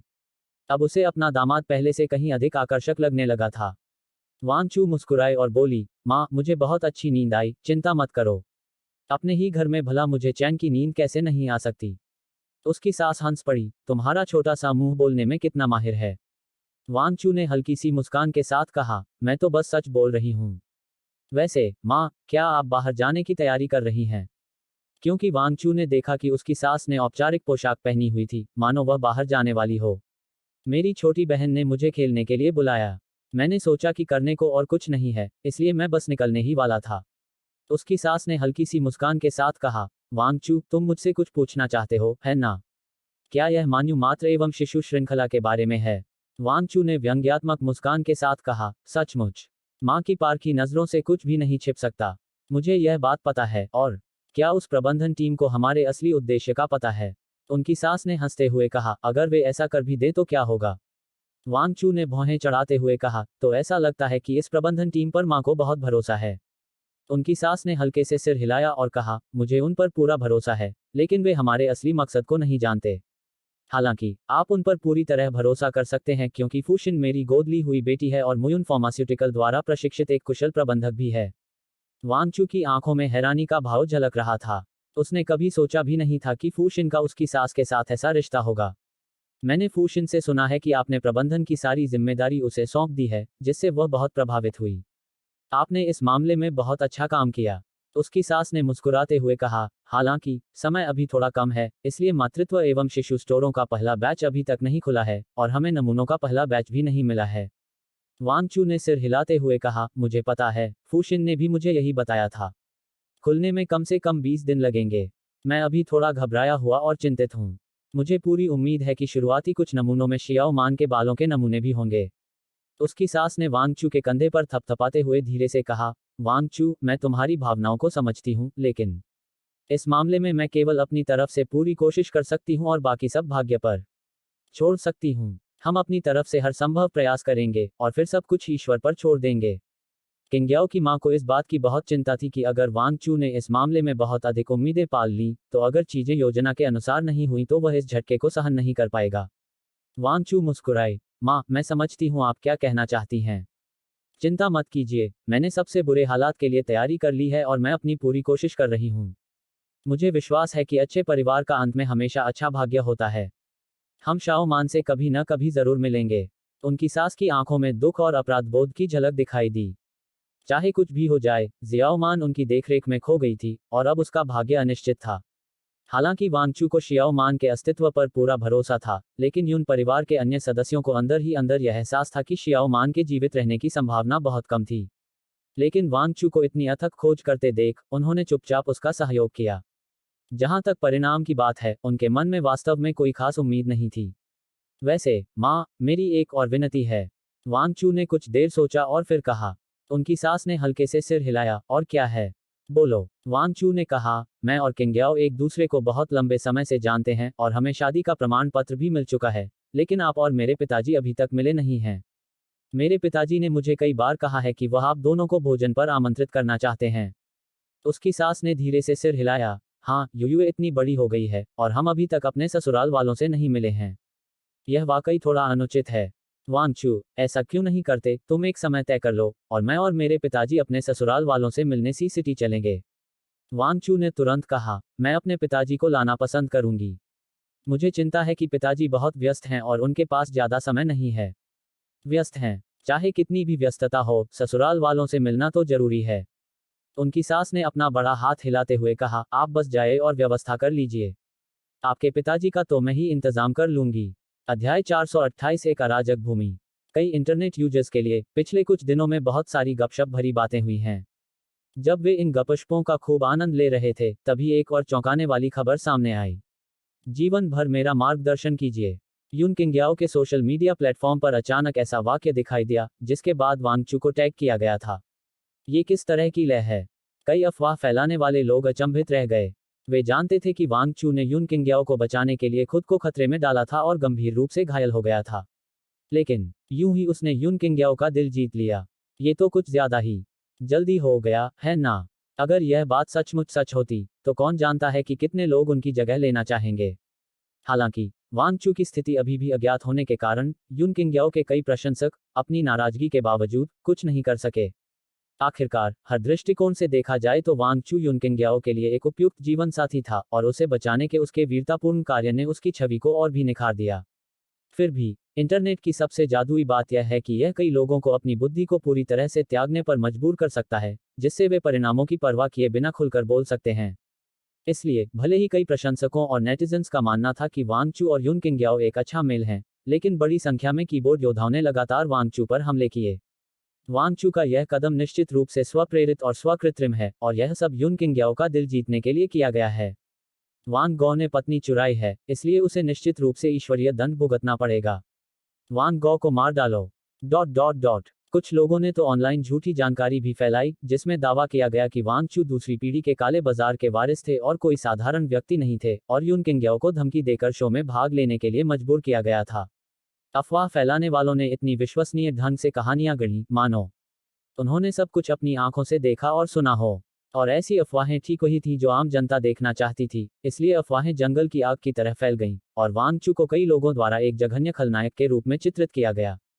इसके अलावा तथाकथित विश्वविद्यालय के सहपाठियों और अंदरूनी सूत्रों ने खुलासा किया कि वांग चू की वास्तव में एक पत्नी थी और अब वह यून किंगयाओ के साथ एक शो में एक जोड़े की भूमिका निभा रहा था, जिसका स्पष्ट अर्थ था कि वह दोहरी चाल चल रहा था। एक घिनौना काम। कुछ समय तक इंटरनेट पर खबरें सच्चाई और झूठ का मिश्रण थीं, जिससे कई लोग इस बात को लेकर भ्रमित हो गए कि कौन सी खबर वास्तविक है। वांग चू आखिर किस तरह का व्यक्ति था? मैं सचमुच बहुत गुस्से में हूं। यून किंगयाओ ने शुरू में सोचा था कि आधिकारिक घोषणा के बाद उन्हें अपने प्रशंसकों से आशीर्वाद मिलेगा, लेकिन उन्हें यह उम्मीद नहीं थी कि इंटरनेट अभी भी वांग चू के प्रति शाप और उपहास से भरा होगा। यहां तक कि व्यक्तिगत हमले भी किए गए और मनगढ़ंत विकृत तथ्य भी सामने आए। लेकिन वांग चू बिल्कुल भी विचलित नहीं हुई। तुम्हें उन नफरत करने वालों की बातों की परवाह क्यों है? क्या तुम पहले खुले विचारों वाली नहीं थीं? तुमने कभी उनकी बातों को दिल पर नहीं लिया, लेकिन अब वे आप पर हमला कर रहे हैं। यून किंगयाओ के चेहरे पर क्रोध की झलक दिखाई दी। मैं किसी को भी आपकी बदनामी करने की अनुमति नहीं दूंगी। वांग चू ने उसे दिलासा देते हुए कहा, मैं कोई अमीर आदमी नहीं हूं, यह मुमकिन नहीं कि हर कोई मुझे पसंद करे। क्या इतना काफी नहीं है कि तुम मुझे प्यार करती हो? वैसे भी तुम्हारे सारे प्रशंसक हमारे खिलाफ नहीं हैं। देखो, बहुत से लोग अब भी हमारा भला चाहते हैं। अगर आप सिर्फ नफरत करने वालों की बातों की परवाह करेंगे तो क्या आप थक नहीं जाएंगे? वांग चू ने समझाया। यून किंगयाओ ने कहा, लेकिन कुछ लोग कह रहे हैं कि तुम दोहरी चाल चल रही हो। यह बकवास के अलावा और क्या है? वांग चू ने पलकें झपकाईं। खैर, मुझे नहीं लगता कि वह पूरी तरह से बकवास कर रहा है। क्या? यून किंगयाओ की आंखें तुरंत तेज हो गईं। वांग चू, तुम्हारा मतलब क्या है? क्या तुम मुझसे कुछ छिपा रहे हो? क्या तुम सचमुच दो तरफा रिश्ते रख रहे हो? मैं तुम्हें बता रही हूं, अगर तुमने मुझे जरा भी नुकसान पहुंचाया तो मैं तुमसे जान की बाजी लगा दूंगी। तुम अस्पताल जाओ, मैं अदालत जाऊंगी, तुम्हारा घरेलू पंजीकरण रद्द हो जाएगा और मैं खबरों में आ जाऊंगी। यून किंगयाओ ने भयंकर क्रोध का दिखावा करते हुए दहाड़ मारी। वांग चू ने यून किंगयाओ के चिकने माथे पर उंगली मारी और चिढ़कर कहा, क्या सोच रही हो? मैं कैसे दोहरी चाल चल सकती हूँ? क्या उस मुखबिर ने यह नहीं कहा था कि वह मेरा सहपाठी है? तो हो सकता है कि वह उन लोगों में से एक हो जो क्लास रियूनियन में आए थे। उस समय तो तुमने क्लास रियूनियन में भेस बदला था। यून किंगयाओ ने अपना माथा पकड़ लिया और वांग चू के याद दिलाने पर उसकी आंखें चमक उठी। हाँ, मैंने उस समय भेस बदलने वाला मुखौटा पहना हुआ था, जिसका मतलब है कि जिस दूसरी नाव का उसने जिक्र किया था वह भी मैं ही थी। वांग चू ने सिर हिलाया। यून किंगयाओ थोड़ी असमंजस में थी। मुझे क्या करना चाहिए? क्या मैंने सच में खुद को धोखा दिया है? मैं अपने प्रशंसकों को यह कैसे समझाऊंगी? क्या समझाना है? जो आप पर विश्वास करते हैं वे बिना किसी स्पष्टीकरण के ही मान लेंगे। जो आप पर विश्वास नहीं करते, आप कितना भी समझा दें, कोई फायदा नहीं। वांग चू धीरे से हंसे, और तो और, लोग वही मानते हैं जो वे मानना चाहते हैं। चाहे आप उनके सामने सारे सबूत रख दें, जो आप पर विश्वास नहीं करते, वे अनदेखा ही करेंगे। यून किंगयाओ ने सिर हिलाते हुए कहा, मेरे पति की बात बिल्कुल सही है। तो अब हम क्या करें? चलो घर चलते हैं। मैंने यूयुए को 3-4 दिन से नहीं देखा है, मुझे उसकी बहुत याद आ रही है। मैं भी। यूयुए का नाम सुनते ही वांग चू के चेहरे पर मुस्कान आ गई। सौभाग्य से इस बार यूयुए का भेद नहीं खुला, अन्यथा अगर बाहरी दुनिया को पता चल जाता कि यून किंगयाओ न केवल डेटिंग कर रही थी, बल्कि शादीशुदा थी और उसका एक बच्चा भी था, तो बहुत बड़ा हंगामा मच जाता। जैसे ही वे दोनों घर लौट रहे थे, ऑनलाइन एक और आश्चर्यजनक घटना घटित हुई। सी सिटी की आधिकारिक वेबसाइट ने एक बयान जारी किया। सी सिटी के आध्यात्मिक सभ्यता के राजदूत वांग चू को ऑनलाइन ट्रोलों के एक समूह द्वारा झूठे आरोपों और निराधार दावों के साथ बदनाम किया जा रहा था और मौखिक रूप से दुर्व्यवहार किया जा रहा था। अधिकारी स्वाभाविक रूप से चुप नहीं बैठेंगे। वांग चू, एक न्यायपूर्ण उद्देश्य के लिए बहादुरी से कार्य करने वाले नायक और सागर शहर के आध्यात्मिक सभ्यता के राजदूत के रूप में उनका चरित्र सागर शहर की आध्यात्मिक सभ्यता का प्रतिनिधित्व करता है। वांग चू के खिलाफ ऑनलाइन संदेह और निंदा के मद्देनजर हमारे सागर शहर के अधिकारियों ने एक विस्तृत जांच की और पाया कि सभी ऑनलाइन बयान निराधार हैं। इंटरनेट कानून से परे नहीं है। किसी नायक को बदनाम करना, हमारे सागर नगर के आध्यात्मिक सभ्यता के राजदूत को बदनाम करना, हमारा सागर नगर इसके लिए जिम्मेदार लोगों को जवाबदेह ठहराएगा। साइबर पुलिस की जांच के बाद यह पुष्टि हो गई है कि लियू मोआंग और सन मौजी ने ध्यान आकर्षित करने के उद्देश्य से वांग चू के बारे में ऑनलाइन झूठी जानकारी फैलाई थी। उनके खिलाफ औपचारिक रूप से मुकदमा चलाया गया है और जांच शुरू कर दी गई है। कृपया शालीनता से बात करें। यह न समझें कि इंटरनेट कानून से परे है और आप लापरवाही से बोल सकते हैं। आप कहीं भी हों, जब तक आप जियोजोऊ की सीमाओं के भीतर हैं, आपको जियोजोऊ के कानून का पालन करना होगा। कृपया अपने शब्दों और कार्यों में सावधानी बरतें। इस घोषणा के जारी होने के बाद ऑनलाइन हंगामा मच गया। हर कोई खुलकर बोलने, निराधार दावे करने और ऑनलाइन साइबर बुलिंग करने का आदी हो गया था। हालांकि पहले स्पष्ट कानूनी प्रावधान थे, लेकिन सभी को लगता था कि कानून हर किसी को दंडित नहीं कर सकता, और इंटरनेट स्वाभाविक रूप से आभासी है, इसलिए कानून के दायरे से बाहर है। लेकिन उन्हें इस बात की उम्मीद नहीं थी कि सीसीटी के अधिकारी इतनी तेजी से कार्रवाई करेंगे और अफवाहें फैलाने वाले संदिग्धों को तुरंत गिरफ्तार करने के लिए साइबर पुलिस के साथ सहयोग भी करेंगे। क्या इसका मतलब यह नहीं था कि इंटरनेट अब कीबोर्ड वॉरियर्स के लिए सुरक्षित नहीं रहा? वांग चू के बारे में ऑनलाइन अपमानजनक टिप्पणियां करने वाले कई लोग घबरा गए, उन्हें डर था कि उन्हें पूछताछ के लिए बुलाया जा सकता है। एक एक करके उन्होंने जल्दबाजी में वांग चू के बारे में अपनी व्यंग्यात्मक टिप्पणियां हटा दी। अचानक इंटरनेट बहुत अधिक स्पष्ट हो गया, और यून किंगयाओ और वांग चू के सोशल मीडिया पोस्ट के नीचे सिर्फ उनके लिए आशीर्वाद ही था, मानो वो ताने और गालियां कभी थी ही नहीं। अध्याय 429 स्वीकारोक्ति। वांग चू समेत सभी लोग यह भूल गए थे कि वह कोई साधारण व्यक्ति नहीं था जिसका कोई रुतबा न हो। हालांकि वांग चू ने पहले सोचा था कि सीसीटी के आध्यात्मिक सभ्यता राजदूत का पद केवल नामात्र का है, लेकिन चाहे कुछ भी हो, वांग चू ने सीसीटी की छवि का प्रतिनिधित्व किया। अब वांग चू को ऑनलाइन दुर्भावनापूर्ण तरीके से बदनाम किया जा रहा था, यहां तक कि उसे बुरे चरित्र वाले व्यक्ति के रूप में चित्रित किया जा रहा था, जिससे सीसीटी की छवि को भारी नुकसान होगा। अगर वांग चू सचमुच ऐसा व्यक्ति होता तो सीसीटी के अधिकारियों को कुछ कहना ही नहीं होता, लेकिन चूंकि ये सभी मनगढ़ंत आरोप हैं, इसलिए सीसीटी के अधिकारी बिल्कुल भी चुप नहीं बैठेंगे। अधिकारियों की त्वरित कार्रवाई ने कई ट्रोल और कीबोर्ड योद्धाओं को अचानक यह एहसास दिलाया कि उन्होंने गलती से यह मान लिया था कि वे आभासी दुनिया में बिना किसी दंड के मनमानी कर सकते हैं, लेकिन यह कानून की पहुंच से बाहर नहीं था, और वे निश्चित रूप से अपराधी नहीं थे। इस बात का एहसास होते ही वे तुरंत डर गए, इसलिए उन्होंने अपनी पिछली सभी टिप्पणियां हटा दीं। जब वांग चू विमान से उतरे और उन्हें इन मामलों के बारे में पता चला, तो वे पूरी तरह से स्तब्ध रह गए। उन्होंने कभी कल्पना भी नहीं की थी कि जिस समस्या ने उन्हें और यून किंगयाओ को इतना सिरदर्द दिया था, वह इतनी आसानी से हल हो जाएगी। कुछ देर सोचने के बाद वांग चू ने सचिव सन को फोन किया। अंकल सन, मैंने ऑनलाइन खबर पढ़ ली है। आपने जरूर कुछ हस्तक्षेप किया होगा, है ना? फोन पर सुन चांगकिंग ने दिल खोलकर हंसते हुए कहा, यह तो छोटी सी बात है। आप हमारे समुद्री शहर के छवि राजदूत हैं। अगर आपकी छवि खराब होती है, तो इसका मतलब है कि हमारे समुद्री शहर की छवि खराब होती है। हम ऐसा कभी नहीं होने देंगे। कुछ देर रुकने के बाद सन चांगकिंग ने आगे कहा, वांग चू, जब तक तुम ईमानदारी से काम करोगे, सीसीटी तुम्हारा सबसे बड़ा सहारा रहेगा। तुम हमेशा सीसीटी के बच्चे रहोगे। हालांकि वांग चू को यह नहीं पता था कि सन चांगकिंग के शब्दों में कितनी सच्चाई थी, फिर भी उसके दिल में एक गहरी गर्माहट महसूस हुई। चिंता मत करो अंकल सन, मैं सीसीटी का मूल निवासी हूँ। मैं ऐसा कुछ कैसे कर सकता हूँ जिससे सीसीटी की छवि को नुकसान पहुंचे? वांग चू ने मुस्कुराते हुए कहा, मैं आपको चाय पर कब आमंत्रित करूं? चाय की कोई जरूरत नहीं है। आपको अपनी चोटों से उबरने पर ध्यान देना चाहिए। सन चांगकिंग ने मुस्कुराते हुए कहा, मैं तो आपको फोन करके आपकी चोटों के बारे में पूछने ही वाली थी, लेकिन आपकी आवाज सुनकर लगता है कि आप काफी अच्छे से ठीक हो रहे हैं। आपकी चोटें पूरी तरह ठीक हो जाने पर मैं आपकी चाय पीने जरूर आऊंगी। तो मैं फर्श साफ करके इंतजार करूंगा। वांग चू हंस पड़ा। फोन रखते ही सन चांगकिंग के चेहरे पर अविश्वास का भाव झलक रहा था। मुझे बिल्कुल भी उम्मीद नहीं थी कि यून किंगयाओ बूढ़े यून की सबसे छोटी पोती होगी। मुझे सचमुच इसकी उम्मीद नहीं थी। डॉट डॉट डॉट पतिदेव, क्या आपको लगता है कि यूयुए इस समय हमें बहुत याद कर रही होगी? यून किंगयाओ ने रास्ते में उत्साह से भरे चेहरे के साथ कहा, जब वह हमें देखेगी तो उसके चेहरे पर हैरानी का भाव देखना मेरे लिए बहुत उत्सुकता भरा होगा। वांग चू ने आंखें घुमाते हुए कहा, अगर मुझसे पूछो तो यूयुए को सीधे सीधे बता दो कि हम आज घर आ रहे हैं। इन सब दिखावे की कोई जरूरत नहीं है। नहीं, यून किंगयाओ ने न्यायपूर्ण लहजे में कहा, अचानक हमला करके ही मैं उसकी सबसे वास्तविक प्रतिक्रिया जान सकती हूँ। वांग चू ने अपने हाथ फैला दिए। वह बस चिंतित था। अगर कोई ऐसा दृश्य सामने आ गया जिसे यून किंगयाओ देखना नहीं चाहती थी, तो फिर क्या होगा? कुछ ही देर में कार प्रॉस्परस गार्डन में प्रवेश कर गई, और जब वांग चू और अन्य लोग घर पहुंचे, यून किंगयाओ पहले से ही यूयू को देखने के लिए अधीर था। तुम पहले गाड़ी पार्क करो, मैं यूयुए से मिलने जा रही हूँ। इतना कहकर यून किंगयाओ उत्सुकता से कमरे में चली गई। जैसे ही यून किंगयाओ ने दरवाजा खोला, उसे विला के बैठक कक्ष से यूयुए की दिल खोलकर हंसने की आवाज सुनाई दी। मिस, आप वापस आ गईं। यून किंगयाओ को लौटते देख आंटी वांग मुस्कुराईं। यून किंगयाओ ने चुप रहने का इशारा करते हुए कहा, यूयुए क्या कर रही है? उसकी हंसी इतनी तेज क्यों है? आंटी वांग के चेहरे पर एक व्यंग्यात्मक मुस्कान थी। युवती अपने दामाद की मां के साथ टॉम एंड जेरी देख रही है।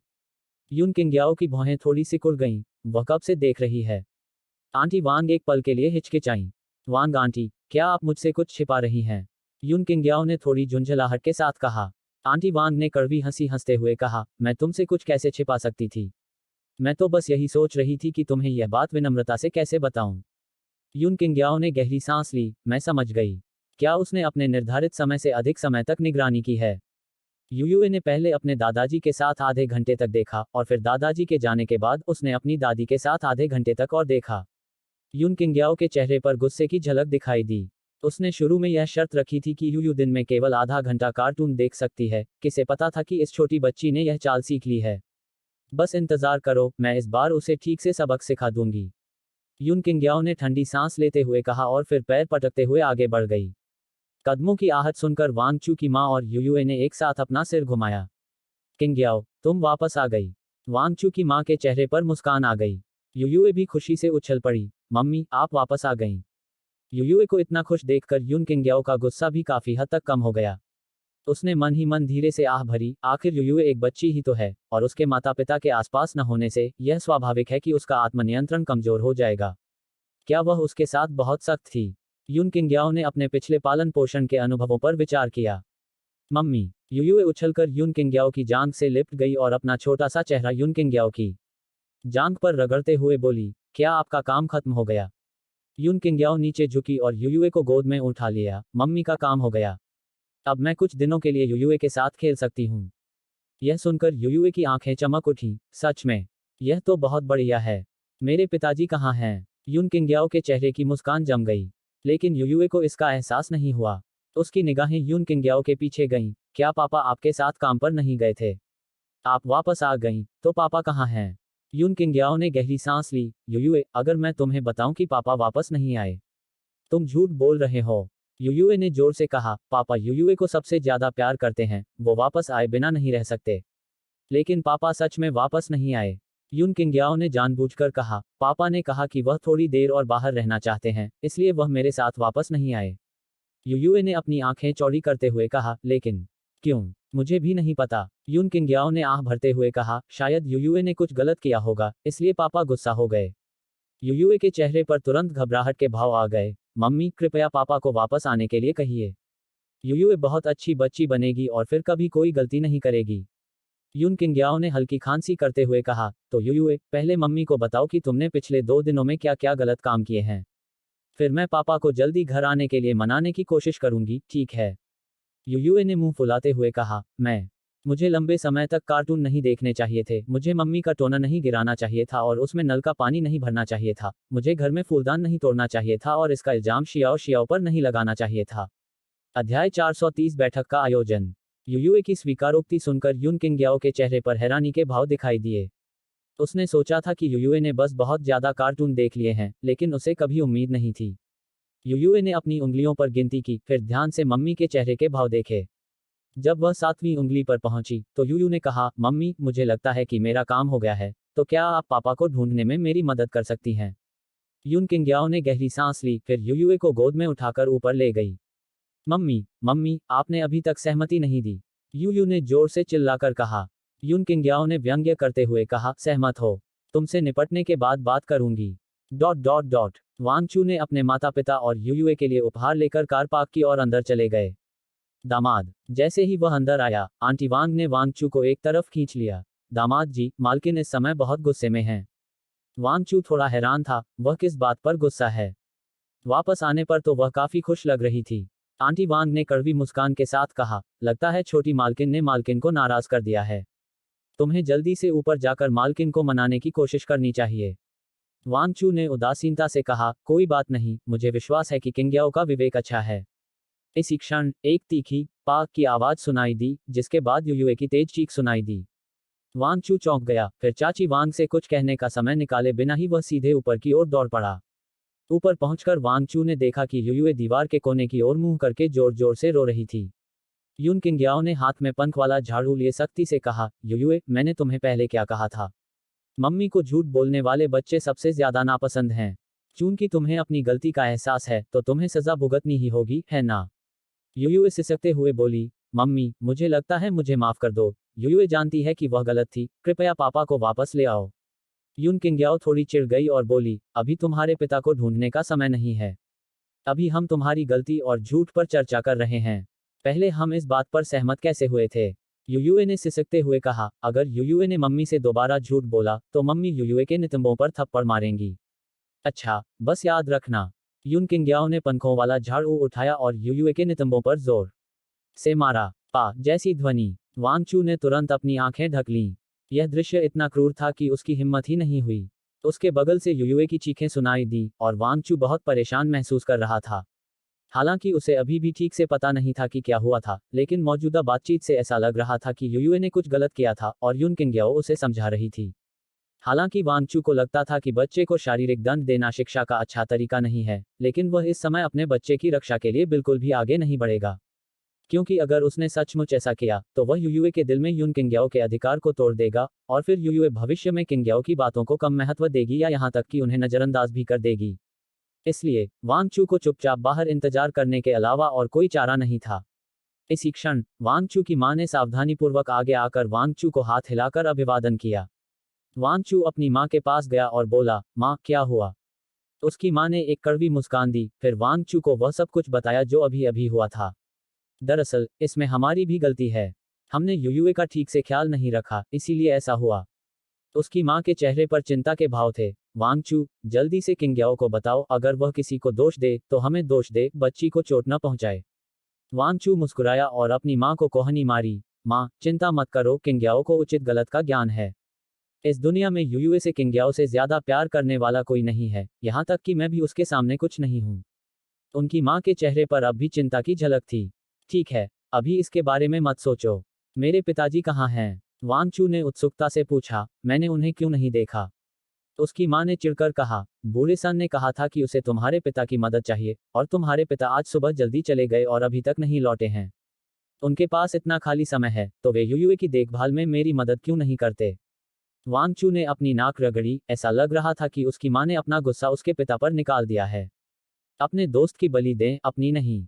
खांसी खांसी। माँ, मुझे लगता है मुझे आप सबको कुछ बताना है। वांगचू हंसते हुए बोली, क्या आप सबने पहले नहीं कहा था कि आप मेरे ससुराल वालों से मिलना चाहते हैं? मैंने अपनी सास को इसके बारे में बताया और वे मान गईं। वास्तव में उसकी माँ की आंखें चमक उठीं और उसने झट से कहा, आखिरकार तुमने कुछ तो अच्छा किया, बेटा। मैं और मेरे पिताजी अपने ससुराल वालों से मिलना चाहते हैं। मुझे आश्चर्य है कि किस तरह के ससुराल वाले किंग्याओ जैसी अच्छी बहू को पाल पोस सकते हैं। वैसे ससुराल वाले कहाँ से हैं? वे क्या काम करते हैं? जब वांगचू पहले अपने माता पिता को विला में लाया था तब उसने यून परिवार के बारे में विस्तार से नहीं बताया था, इसलिए उसकी मां को यून किंग्याओ की पारिवारिक पृष्ठभूमि के बारे में कभी पूरी तरह से समझ नहीं आई थी। लेकिन अब इसे छिपाया नहीं जा सकता था। मां, क्या आप मुयुन फार्मास्यूटिकल के बारे में जानती हैं? वांगचू की मां ने आंखें घुमाते हुए कहा, मुझे कैसे पता नहीं चला? मैंने तुम्हारे दादाजी के लिए जो रक्तचाप की दवा खरीदी थी वह मुयुन फार्मास्यूटिकल कंपनी की थी। तो क्या आप जानते हैं कि मुयुन फार्मास्यूटिकल के पर्दे के पीछे का शेयरधारक कौन है? मुझे कैसे पता चलेगा? उसकी मां ने चिड़चिड़ाते हुए कहा। वांगचू ने धीरे से मुस्कुराते हुए कहा, उपनाम यून है। यून। उसकी मां की आंखें सिकुड़ गईं और उसकी आवाज थोड़ी कांप उठी। मैं कहती हूँ, बेटा, तुम मुझे बताने वाले नहीं हो। क्या किंग्याओ वही यून परिवार है जिसका तुमने जिक्र किया था? मुयुन फार्मास्यूटिकल वाला यून परिवार? वांगचू ने सिर हिलाते हुए कहा, हाँ, सही है, यून किंग्याओ यून परिवार की सबसे छोटी और इकलौती लड़की है। मेरे ससुर मुयुन ग्रुप के वर्तमान अध्यक्ष हैं। उफ, माँ, आप मुझे क्यों चुटकी काट रही हैं? वांगचू अभी बोल ही रहा था कि उसकी माँ ने हाथ बढ़ाकर उसे चुटकी काट ली। यह तो बिल्कुल अविश्वसनीय है, मुझे लगा कि मैं सपना देख रही थी, तो क्या मैं इसकी पुष्टि करने के लिए आपको चुटकी न काट लूं? वांगचू ने नाराजगी से कहा, लेकिन तुमने मुझे चुटकी काटी। हाँ, क्या मुझे खुद को चुटकी काटनी चाहिए? उससे तो बहुत दर्द होगा। यह बात इतनी तर्कसंगत थी कि वांगचू एक पल के लिए यह सोचने में असमर्थ हो गया कि वह क्या जवाब दे। मैंने सुना है कि मुयुन फार्मास्यूटिकल का बाजार मूल्य कई सौ अरब है। वांगचू ने सिर हिलाते हुए कहा, मुझे इस बारे में पक्का यकीन नहीं है, लेकिन मुझे लगता है अगर मुयुन ग्रुप क्यूशू से आगे बढ़ता है तो इसका बाजार मूल्य कम से कम 1 ट्रिलियन तक पहुंच सकता है। वांगचू की बातें निराधार नहीं थीं। अगर मुयुन फार्मास्यूटिकल ने जिनचूंग दवा का विकल्प विकसित कर लिया तो यह बाहरी दवा जल्द ही वैश्विक बाहरी दवा बाजार पर हावी हो जाएगी। उस समय मुयुन समूह सचमुच विश्व पर प्रभाव डालने वाली एक विशाल कंपनी बन जाएगी। हे भगवान, 1 ट्रिलियन! उसकी मां ने हैरानी से कहा, इतना पैसा, क्या इसे खर्च भी किया जा सकता है? वांगचू मुस्कुराए, अभी इस बात पर चर्चा करने का समय नहीं है कि इसे खर्च किया जा सकता है या नहीं। अभी तो यह तय करने का समय है कि दोनों पक्षों की मुलाकात कब तय की जाए। अगर आप इस ऑडियो स्टोरी का नेक्स्ट एपिसोड बिना एड्स के और सबसे पहले सुनना चाहते हैं, टेलीग्राम फ्री ग्रुप ज्वाइन करें। वहां आपको प्रीमियम एक्सेस 99 रुपीज़ की पूरी जानकारी और एक्सक्लूसिव अपडेट्स मिलेंगी। लिंक डिस्क्रिप्शन और अबाउट में है।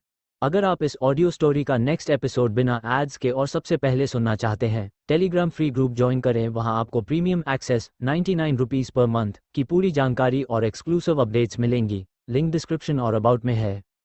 तो दोस्तों, आज की कहानी यहीं समाप्त होती है। अगर मज़ा आया हो तो लाइक कर दीजिए और सब्सक्राइब करना भूल गए तो अगला एपिसोड शुरू होते ही आपको पछतावा होगा। मिलते हैं अगले एपिसोड में। तब तक सुनते रहिए टेल हब।